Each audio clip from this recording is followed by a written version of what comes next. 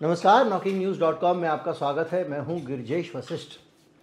George Soros को लेकर ज़बरदस्त सेंसेशन है हिंदुस्तान में और ये आरोप लगाया जा रहा है कि जॉर्ज सोरोस मोदी जी की सरकार गिराना चाहता है और इस काम के लिए कांग्रेस पार्टी उसका साथ दे रही है। ये सब लोग मिल के मोदी जी के पीछे पड़े हुए हैं, यानी कि मोदी विरोधी जॉर्ज सोरोस भी है। इस बात के समर्थन में बहुत सारे तर्क, कुतर्क, वितर्क जो भी आप कहें वो घूम रहे हैं। तरह तरह की चीज़ें निकल के आ रही हैं और राजनीति हो रही है। लेकिन सबके बीच में एक सवाल बड़ा है जो बना हुआ है और वो सवाल ये है कि इस पूरी की पूरी बातचीत के पीछे सच क्या है और जॉर्ज सोरोस क्या है। जॉर्ज सोरोस का जो इतिहास है उसके साथ अगर आप वर्तमान का मिलान करें तो भारत में साजिश की जो बातें हैं वो कितना सही प्रतीत होती हैं या कितना गलत प्रतीत होती हैं। आज इसी पे बात करेंगे। थोड़ा सा हमारी बातचीत जो होगी वो कोशिश करेंगे कि किसी पॉलिटिकल बयानबाजी और ये जो एक दूसरे पर आरोप लगा रहे हैं उससे ज़्यादा जॉर्ज सोरोस को समझने पर हो और उसके इंटरनेशनल जो अभी तक के अभियान के आरोप लगे हैं उन पर हो। कहीं मत जाइए, चैनल को सब्सक्राइब कर लीजिए। मैं भी हाजिर होता हूँ।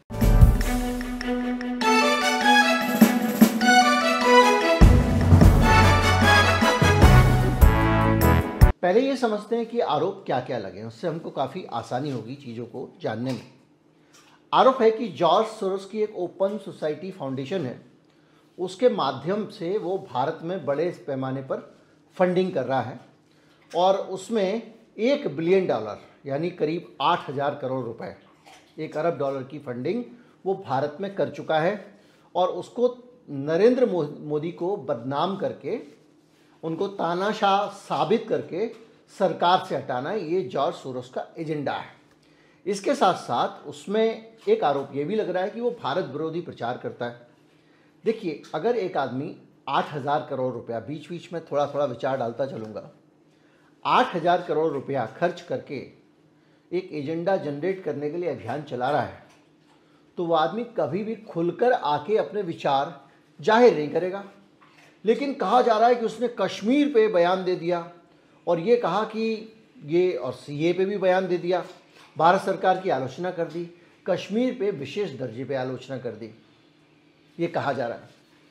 तो जो आदमी इस तरह के फंडिंग करके आरोप लगाता है या फंडिंग करके खेल करता है, वो खुल के ऐसी आलोचना करके पार्टी नहीं बनता।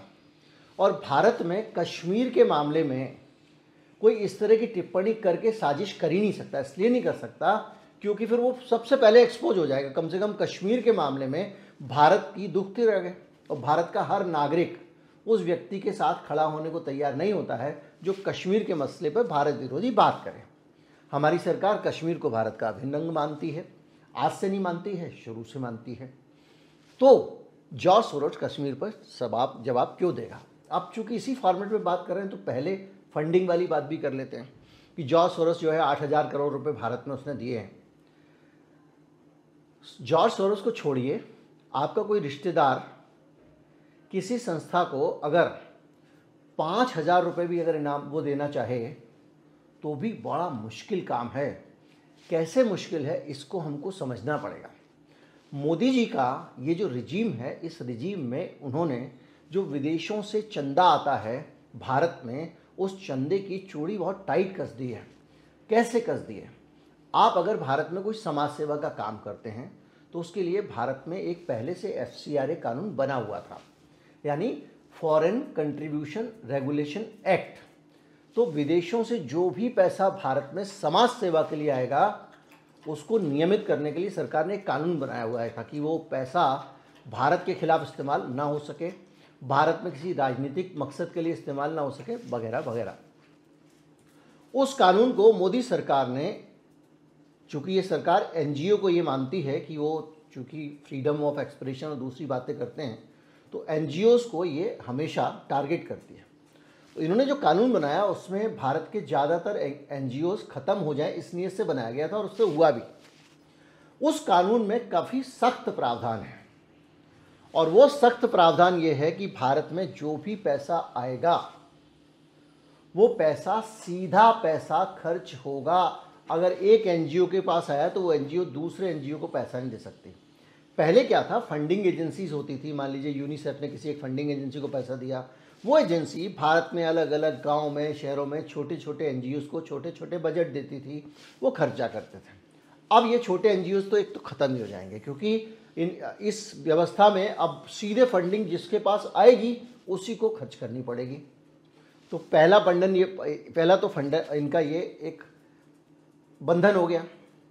और जॉर्ज सोरोस के लिए इससे कितनी मुश्किलें होंगी, इस कानून को समझते समझते आप समझ जाएंगे। तो जॉर्ज सोरोस के लिए ये जो है कितना मुश्किल काम होगा, अंदाजा लगाए। दूसरा, भारत में विदेशों से कोई भी रुपया आएगा उसके लिए एक बैंक है, स्टेट बैंक ऑफ इंडिया, उसकी एक ब्रांच है जो जनपथ दिल्ली में ब्रांच है। अगर आप कहीं राउरकेला में भी, गांव में भी कहीं पे कोई प्रोजेक्ट चला रहे हैं और आपको विदेश से पैसा आ रहा है तो आपको अपना एक अकाउंट खोलना पड़ेगा इसी ब्रांच में। सारा पैसा इस ब्रांच में, इस अकाउंट में आता है। ठीक वैसे ही जैसे इलेक्टोरल बॉन्ड का पैसा एक ब्रांच से ही रूट होता है, ताकि सरकार उस पर पूरी तरह से कंट्रोल कर सके कि कहाँ से कहाँ जा रहा है। इसके साथ साथ जो भी एनजीओ है उसको बहुत सख्त जांच, स्क्रूटनी से गुजरना पड़ता है। उसमें तमाम सरकारी एजेंसियां जांच करते हैं, यानी बाहर से जो भी पैसा आता है उस एक एक रुपए की इस तरह से स्क्रूटनी होती है। और जो पैसा आ जाता है उस पैसे को भी आप किसी और खाते में खर्च नहीं कर सकते। कैसे? इन्होंने ये किया कि जो पैसा बाहर से आएगा उसका एडमिनिस्ट्रेटिव खर्चा सिर्फ 20% होगा।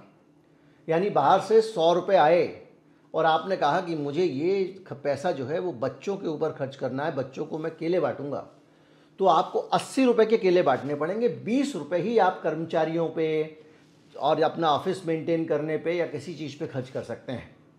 यानी उस फंड में से भी आप अगर ये सोचें कि आप किसी का भला कर सकें तो ये संभव नहीं है। 80% पैसा जिसको, और यहाँ उससे बड़ा नुकसान ये हो रहा है कि भारत में कई ऐसे प्रोजेक्ट हैं एनजीओज के जो एडमिनिस्ट्रेटिव ही हैं, जैसे कि चाइल्ड लाइन 1098 नंबर पे आप कोई बच्चा अगर परेशानी में हो तो उसको फ़ोन करके उसकी मदद ले सकते हैं। उसका जो फंड है वो फंड तो सारा का सारा हेल्पलाइन चलाना, कर्मचारियों को रहना, रेस्क्यू टीम, ये सब एडमिनिस्ट्रेटिव ही तो है। इसमें केले नहीं बट रहे हैं, इसमें तो वेतन बट रहा है। उस पर भी दिक्कतें आई इससे। तो कुल मिला के ये समझना हमारे लिए ज़रूरी है कि हमारे देश का कानून इतना सख्त कानून है जिस पे चल के जॉर्ज सोरोस 8000 करोड़ रुपया तो क्या, 800 करोड़ रुपया भी अगर किसी को बाहर से ओपन सोसाइटी के ज़रिए ही, ये जितनी फंडिंग की बात कर रहा हूँ ये बाहर से यूनिसेफ हो, चाहे ओपन सोसाइटी या कोई भी इंटरनेशनल एनजीओ हो, चाहे एमनेस्टी इंटरनेशनल हो। एमनेस्टी इंटरनेशनल को मोदी सरकार ने इतना परेशान किया कि वो भारत से अपना ऑपरेशन बंद करके चली गई है। ह्यूमन राइट के लिए काम करती थी। तो ये पूरी की पूरी चीज़ें ये बताती हैं कि जिस तरह के कानूनी रिजीम में ये हो रहा है उसमें 8000 करोड़ रुपया अगर सोरोस भारत में आके खर्च कर देता है तो ये अपने आप में सरकार की पूरी व्यवस्था पे एक बड़ा सवाल है कि इतना सख्त कानून होते हुए उसने सख्त खर्च कैसे कर लिया और कहाँ खर्च किया। इसका कहीं ना कहीं से कोई हिसाब ये नहीं दे रहे हैं, बस एक आंकड़ा देके इन्होंने खड़ा कर दिया। तो एक आरोप की ये बात होती है। तीसरा आरोप ये लगाया जाता है कि वो एक सलिल शेट्टी हैं, उसके एनजीओ से जुड़े हुए हैं। वो राहुल गांधी से के साथ एक बार यात्रा में देखे गए थे और वो बहुत सारे, उनकी अपनी विचारधारा है, चाहे वो किसान आंदोलन हो, भारत जोड़ो यात्रा हो या सीएए का धरना हो, उसमें वो जाते हैं, समर्थन करते हैं। भारत में कोई भी व्यक्ति किसी के साथ भी किसी भी राजनीतिक आंदोलन में शामिल हो सकता है अगर वो सरकारी कर्मचारी नहीं है। तो आजकल तो जजेज भी राजनीतिक बयान दे रहे हैं, तो वो आदमी शामिल हो रहा है और वो खुलेआम शामिल हो रहा है। अगर सीए में भी जाता है तो मंच पे जाता है, राहुल गांधी की यात्रा में भी जाता है तो उनके साथ पैदल चलता है। तो अगर कोई आदमी 8000 करोड़ रुपया खर्च करके भारत में एजेंडा चलाएगा तो वो पर्दे के पीछे रहेगा, क्योंकि वो भारत में उनके एनजीओ का, जैसा बताया जा रहा है, सबसे अहम अधिकारी है और वो वाइस प्रेसिडेंट है उसका। तो इसके साथ साथ आप सोचिए कि इसका ये कह रहे हैं कि ओएसएफ के साथ संबंध है तो ये उनका आदमी है, तो वो इनके साथ समर्थन कर रहा है। तो भैया अगर एक आदमी वाइस प्रेसिडेंट है और भारत में इतना बड़ा गुप्त मिशन है मोदी सरकार को पलट देने का, तो उसकी गतिविधि में उस एनजीओ का इतना बड़ा अधिकारी सीधे शामिल क्यों होगा? कश्मीर पर सोरोस सीधे बयान क्यों देगा? सीए पे सोरोस सीधे बयान क्यों देगा? और मुसलमानों के ऊपर अत्याचार पे सोरोस सीधे बयान क्यों देगा? अभी हम इस पे और धीरे धीरे आगे आएंगे कि क्या सचमुच सोरोस की स्थितियां क्या हैं। ऐसे तथ्य जो हमने अभी तक डिस्कस किए हैं, आगे बहुत सारे आ रहे हैं। उसमें यह भी कहा जा रहा है कि मीडिया और थिंक टैंक जो हैं भारत में, उनको फंडिंग करके सोरोस भारत में मोदी विरोधी नैरेटिव को बढ़ा रहा है, और इसमें सेंटर फॉर पॉलिसी रिसर्च और लॉयर्स कलेक्टिव जैसे संस्थान हैं उनको पैसे दे रहा है। और ये लेखक, जिसमें प्रताप भानु मेहता, पता नहीं कौन कौन से नाम बताए जा रहे हैं, ये लोग सोरोस के पक्ष में अभियान चलाते हैं। एक चीज जरा ठहरिए, जो भी भारत में संघ की विचारधारा से, चाहे वो इंदिरा जयसिंह हो या कोई भी हो, अगर असहमति रखता है, कोई आदमी अगर वामपंथी है, दक्षिणपंथी नहीं है, या वो कांग्रेसी समझ लीजिए, या वो मानवाधिकारों का समर्थक है, या वो धार्मिक उत्पीड़न के खिलाफ है, या वो समानतावादी है, मानवतावादी है, ओपन सोसाइटी चाहता है, सरकारी दखल लोगों के जीवन में कम से कम चाहता है, तो वो आदमी, उसकी अपनी विचारधारा है, ना कि वो आदमी किसी एक व्यक्ति का विरोधी है। एक बड़े स्मार्ट तरीके से इन सब लोगों को ये घोषित किया जा रहा है कि ये मोदी के विरोधी हैं, और ये भारत विरोधी है इसलिए क्योंकि ये मोदी के विरोधी हैं। प्रश्न इस बात का है कि यहाँ किसी के व्यक्तिगत विरोध का है या विचारधारा के कमिटमेंट का है। आपकी अपनी विचारधारा, आपका उसके प्रति कमिटमेंट है, तो इसके आधार पर राहुल गांधी देशद्रोही है, फलां है, ढिमका है, फंडिंग लेता है टाइप के आरोप इनके चलते रहते हैं। लेकिन मैं उन आरोपों पे फिर भी नहीं जाऊंगा, उन पे हम उनकी चर्चा कर लेंगे, जिनको नहीं पता उनको बता देंगे। और इसके साथ साथ बहुत सारे उदाहरण दिए जाते हैं। कह रहे हैं हंगरी में सोरोस ने अपनी सरकार बदल दी, पर्सनल बदला लिया है। भाई हंगरी में अगर एक सरकार थी, उस सरकार को सोरोस पसंद नहीं करता था। सोरोस पसंद इसलिए नहीं करता था क्योंकि सोरोस वो यहूदी है जिसको नाजी दौर में उत्पीड़न झेलने पड़े, उसके बाद दूसरी सरकार आई, उसका भी उत्पीड़न झेलना पड़ा। सोरोस के उसके अपने मातृभूमि में प्रवेश पर उस सरकार ने रोक लगा दी, क्योंकि विचारधारा के आधार पर सोरोस का उससे मतभेद था। जिस व्यक्ति का खुला मतभेद है, वो पर्सनल खुन्नस निकालने के लिए सरकार गिरा देगा, ये कितना लॉजिकल है? उस व्यक्ति के अपने विचार थे, उसने अपने देश में अपनी राजनीतिक विचारधाराओं को बढ़ावा देने के लिए बहुत सारे प्रकल्पों को पैसा दिया, एजुकेशन पे, इस पे, उस पे, सामाजिक प्रकल्पों को।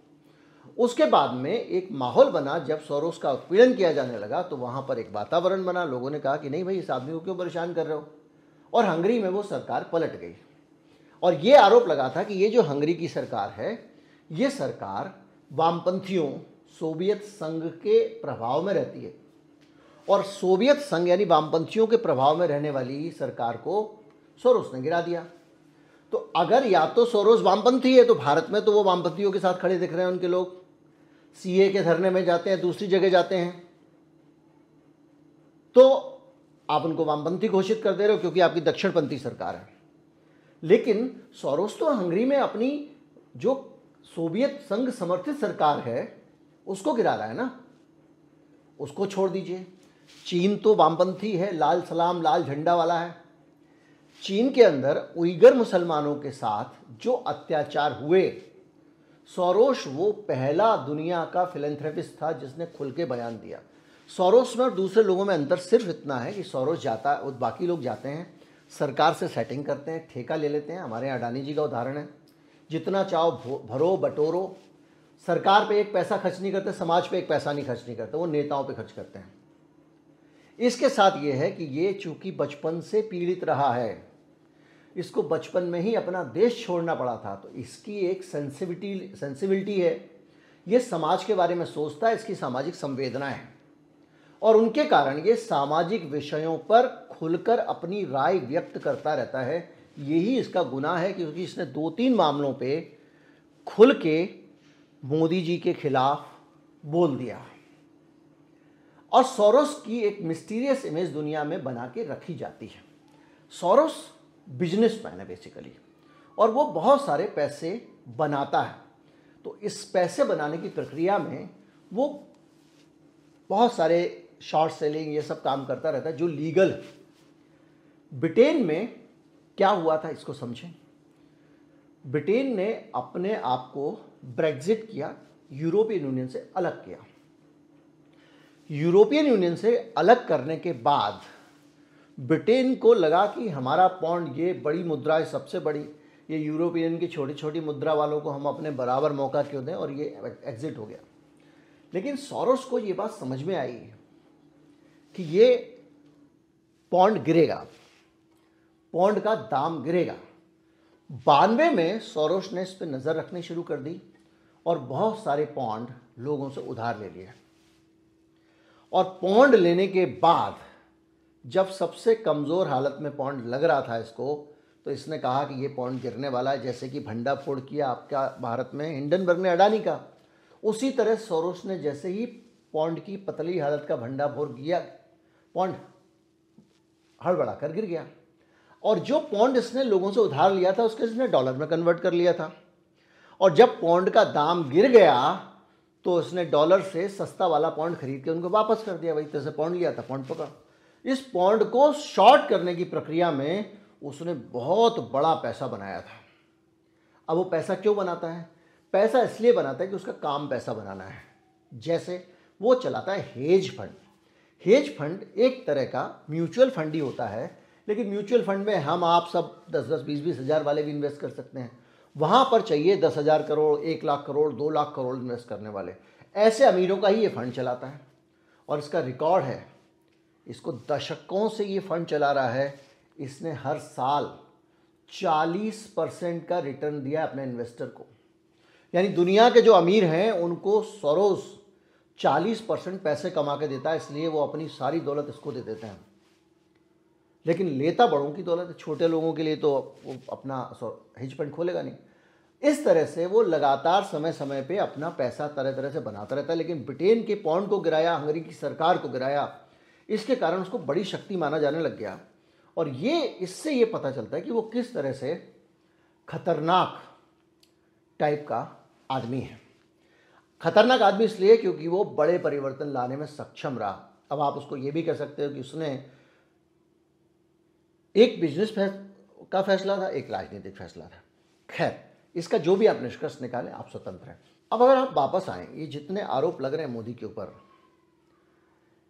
इसमें ये कहा जा रहा है कि धार्मिक अल्पसंख्यकों पर दबाव और अधिकारों के हनन, ये आरोप वो लगा रहे हैं, खुल के लगा रहे हैं। पूरी दुनिया में उसकी सोसाइटी का नाम ही है ओपन सोसाइटी फाउंडेशन, यानी समाज खुलकर रहे, खुला हुआ समाज, जिस पे किसी भी प्रकार की गैर लोकतांत्रिक गतिविधियां हावी ना हो। दुनिया में जब जब जहां जहां लोकतंत्र और लोगों की स्वतंत्रता खतरे में दिखी है, सोरोस ने पैसा लगाया है, सोरोस ने एफर्ट लगाए हैं और मुखर होकर बोला है।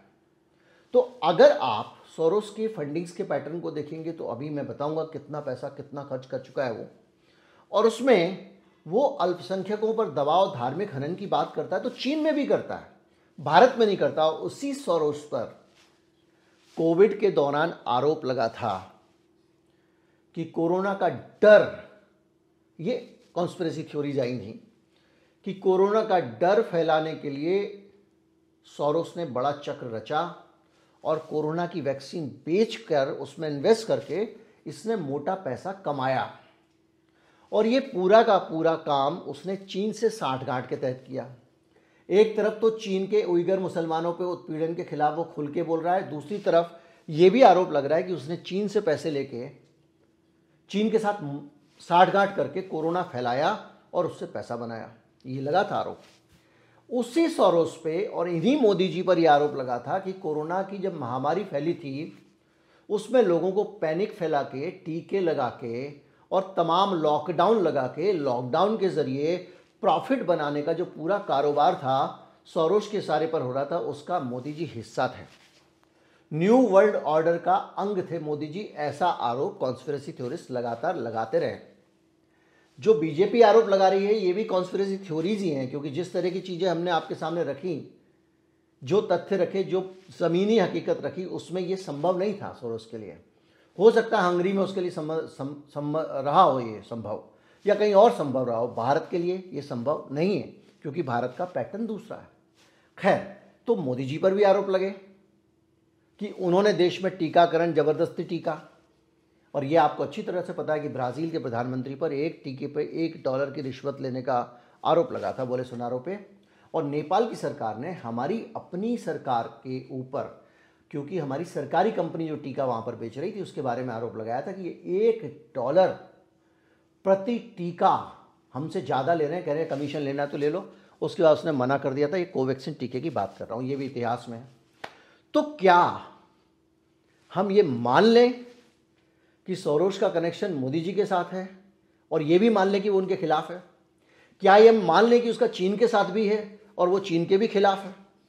ये ठीक उस तरह का है जैसे गांव में आप चले जाओ तो भूत की अनेकानेक कहानियां हैं, उसी तरह से सोरोस की भी अनेकानेक कहानियां हैं। उन कहानियों को जब आप सब्सटेंशिएट करते हैं, ज़मीन पर आंकते हैं, तो समझ में लगता है। उनका कहना है कि भारतीय समाज धार्मिक और जाति विभाजन की तरफ ले जा रहे हैं सोरोस। अब सीए के खिलाफ वो आदमी बात कर रहा है कि भैया ऐसा कानून मत लाओ जो धार्मिक आधार पर तय करे कि किसको भारत की नागरिकता मिलेगी। आप धार्मिक भेदभाव कर रहे तो उइगर का भी विरोध कर रहा था। इससे वो भारत के समाज को बांट कैसे रहा है? इस तरह की सारी चीज़ें सीए आंदोलन को लेकर। एक चीज़ और भी आरोप लगा अभी हाल में, भारतीय जनता पार्टी ने आरोप लगाया कि ओसीसीआरपी ने जो अडानी के खुलासे किए थे, अडानी के खुलासे ओसीसीआरपी ने किए थे, वो सही थे गलत थे, इसकी जांच तक कराने की हिम्मत नहीं है इनकी। और ये कह रहे हैं कि ओसीसीआरपी ने जो खुलासे किए थे वो सोरोस के से फंडेड संस्था है।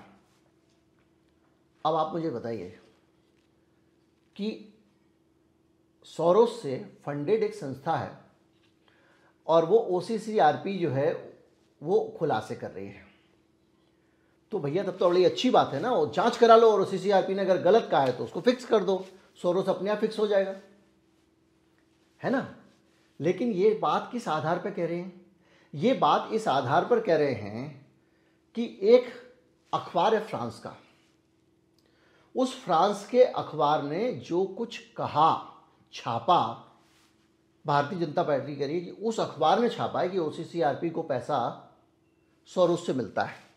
जो ओसीसीआरपी दरअसल एक पूरी दुनिया का क्राइम और करप्शन का, पत्रकारों का एक आज़ाद समूह है, जो किसी देश और सबसे गवर्न नहीं होता है, मिलके पत्रकार, बड़े बड़े पत्रकार और मीडिया संस्थान नए नए खुलासे करते हैं, खोजी खबरें लाते हैं जो दुनिया में सरकारी गुंडागर्दियों के तहत खुल नहीं सकती है। उसमें अडानी के खुलासे सामने आए थे, वो दुनिया भर के करते हैं।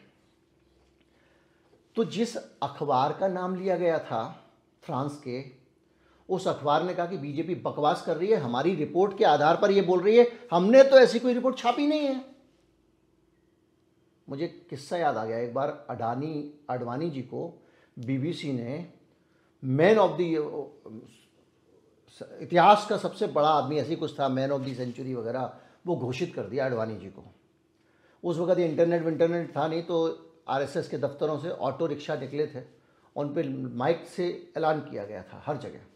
बाद में पता चला फेक खबर थी। इसी तरह से यहाँ पर इन्होंने उस अखबार को कोट किया, उस अखबार के नाम पर कहा कि ये फेक, कि ये जो है इन्होंने ये आरोप लगाया है। उस अखबार ने कहा कि ये तो बकवास है, और आरोप लगाया कि विदेशी हस्तक्षेप इस बार चुनाव में हुआ था। मीडिया पार्ट नाम का जो फ्रांस का अखबार है उसका इन्होंने जिक्र किया। मीडिया पार्ट ने कहा बकवास बंद करो, लिख के छापा, हमने ऐसी कोई रिपोर्ट नहीं छापी है। अब आप सोचिए कि क्या खेल हो रहा है। अब आते हैं सोरोस के कद पे, कि सोरोस कितनी बड़ी आइटम है, कितनी बड़ी चीज़ है, और उसका चैरिटी वाला हिस्सा समझते हैं। सोरोस अब तक दुनिया में $32 अरब का दान कर चुका है। $32 अरब इतनी रकम है जितना कि भारत का रक्षा बजट है उसकी आधी। इतनी रकम पूरी दुनिया में वो चैरिटी पर खर्च कर चुका है। हमारे जो नगर सेठ हैं, राष्ट्र सेठ हैं, ज़रा पता करिएगा उनका टोटल कंट्रीब्यूशन भारत में चैरिटी पे क्या है या दुनिया में चैरिटी पे क्या है। उस कंट्रीब्यूशन में जो सरकार का अनिवार्य नियम है CSR, कॉरपोरेट सोशल रिस्पॉन्सिबिलिटी वाला, उसको घटा के देखिएगा तो 0/0 कंट्रीब्यूशन करते हैं भाई लोग। इसके साथ साथ वो 120 देशों में चैरिटी चला रहा है। भारत अकेला देश नहीं है और मोदी जी अकेले नेता नहीं है उसकी नज़र में। और वो जो चैरिटी का चला रहा है वो सारे नियमों का पालन करके चला रहा है। और अभी हाल में तो कांग्रेस ने आरोप लगाया कि मोदी जी खुद भी देश के खजाने से पैसा दे रहे हैं सोरोस के उसके जो चैरिटी उसको चलाने के लिए। वो क्या आरोप था उस पर भी आते हैं। इसके साथ साथ उसके जो नियम हैं, जिन 5 एजेंडों पे वो काम करता है, उसमें मानवाधिकार, लोकतंत्र को बढ़ावा देना, न्याय, शिक्षा और स्वास्थ्य, छठा काम नहीं करता है।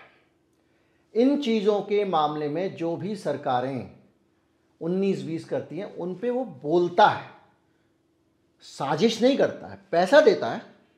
भैया सामाजिक न्याय होना चाहिए, और अगर नहीं होता तो बोलता भी है, और उसके खिलाफ जो बोलते हैं उनको भी समर्थन देता है। उसकी जो सालाना खर्चा है वो $1.5 अरब का है। $1.5 अरब का मतलब हुआ 12,000 करोड़ सालाना। उसने शिक्षा के लिए सेंट्रल यूरोपियन यूनिवर्सिटी है CEU, वहाँ पे $880 मिलियन यानी कि 88 करोड़ दिए हुए हैं, खर्चा कर रहा है। कोविड से निपटने के लिए उसने $250 मिलियन यानी 25 करोड़ रुपए दिए। अफ्रीका में $15 मिलियन से ज़्यादा स्वास्थ्य, गरीबी उन्मूलन और दूसरी चीज़ों के लिए वो दे चुका है, यानी $1.5 करोड़। सब में 84 का गुणा करते जाइएगा रुपए में अगर निकालने के लिए। अमेरिका में भी वो नस्ली समानता के लिए और न्याय के लिए, अमेरिका में जो रंग भेद वगैरह के खिलाफ काम करने के लिए $37 मिलियन यानी $3.70 देता है सालाना। सारी रकम सालाना बता रहा हूँ। चीन में थिएनमेन आंदोलन हुआ था, उसके बाद से इसके प्रोजेक्ट बंद पड़े हुए हैं, लेकिन चीन में भी इसमें काफ़ी पैसा, इसने तमाम सारा पैसा वहाँ चैरिटी में लगाया था। तो ये एक तस्वीर जो जॉर्ज सोरोस की हमारे सामने आती है। इतनी देर में जो चर्चा की है उससे ये निष्कर्ष निकल के आता होगा कि शायद कि जॉर्ज सोरोस दुनिया का बहुत भला आदमी है। मैं उसे भला आदमी एक नज़रिए से मान सकता हूँ कि अपनी कमाई का एक मोटा हिस्सा वो आदमी जनता के कल्याण में खर्च करता है। पूंजीवाद आया है, पूंजीपतियों ने पैसा कमाया है, अपनी ही दौलत बढ़ाई है।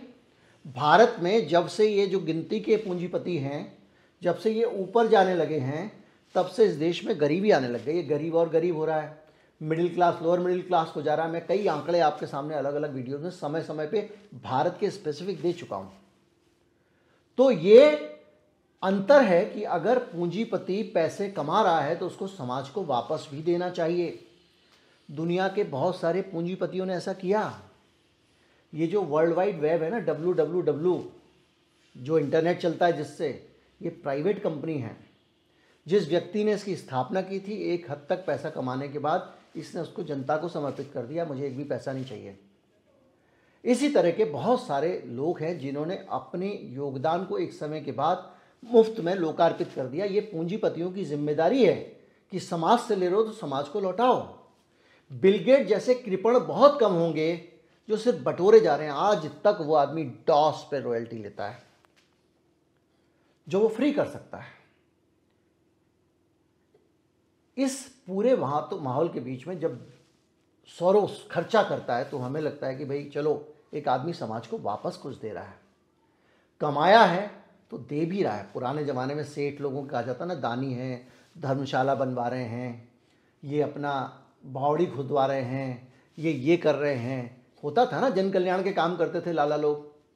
तो ये एक ऐसा लाला है। और मेरा मानना है कि बाकी लालाओं को ऐसा क्यों नहीं करना चाहिए। बिरला जी थे हमारे, कितने बिरला जी ने मंदिर बनाए हैं पूरे हिंदुस्तान भर में। टाटा ने कितने चैरिटेबल इंस्टीट्यूट बनाए हैं। ऐसा नहीं कि माता जी के नाम से अस्पताल भेज दो और बना दो और मोटा मोटा उस पर बिल काटो। खैर, तो ये जो है ना, उसके 68 देशों में प्रोजेक्ट चल रहे हैं जिनमें भारत सरकार ने पैसा लगाया, ऐसा कांग्रेस ने आरोप लगाया है। कांग्रेस का कहना है कि 68 देशों में ओपन सोसाइटी फाउंडेशन जो है जॉर्ज सोरोस का, वो ऑपरेट कर रहा है और यूएन डेमोक्रेसी फंड से ये पैसा आता है सोरोस के पास। यानी सोरोस को संयुक्त राष्ट्र भी पैसा दे रहा है उसके सामाजिक कामों के लिए। और संयुक्त राष्ट्र जो पैसा दे रहा है, जिस फंड से दे रहा है, उस फंड में दुनिया का सबसे ज़्यादा डोनेट करने वाला अगर कोई देश है तो मोदी जी हैं।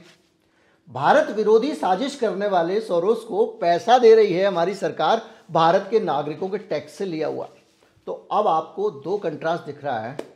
एक तरफ तो ये कहा जा रहा है कि वो देश विरोधी हैं, दूसरी तरफ ये आरोप लग रहे हैं कि मोदी जी तो उनसे मिले हुए हैं, क्योंकि कोविड के टाइम पे भी ये आरोप लगे थे और अब भी लग रहे हैं। तो इसका क्या मतलब निकाला जाए। क्या सोरोस ने जो 2-4 बयान दे दिए हैं मोदी जी के खिलाफ, क्या वो इसलिए दे दिए हैं ताकि मोदी जी सोरोस के साथ में जो है उसके ऊपर साजिश का आरोप लगा के अपने आप को विक्टिम कार्ड खेल सकें।